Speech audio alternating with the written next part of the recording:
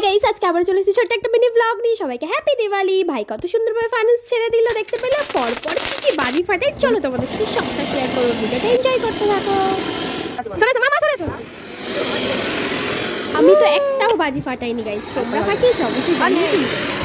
দেখতে পেলে বাবা মা দুজনে মিলে কি সুন্দর তুবড়ি জ্বালাতে গেছে, কিন্তু দুর্ভাগ্যবশত তুবড়িটা জ্বলছিলই না। বাবার তুবড়িটা জ্বলেছে, মাইটা জ্বলছিল না। পরে বোঝা গেল তুবড়িটাই ভালো না। আমার কিন্তু চোখে অনেকটা কষ্ট হচ্ছিল, তারপরেও সবটা তোমাদের জন্য ক্যাপচার করেছি। তোমরা কিন্তু অবশ্যই জানিও কেমন হয়েছে। দেখি আমার ভাইয়ের আনন্দটা দেখলে, আর বোন কিভাবে বাবাকে ভয় দেখালো দেখতে পেলে। বাবা হেসে দিয়েছে, আর বাবা ছিল দুজনে মিলে বোম ফাটানোর কম্পিটিশন করছে, ভাবতে পারছো?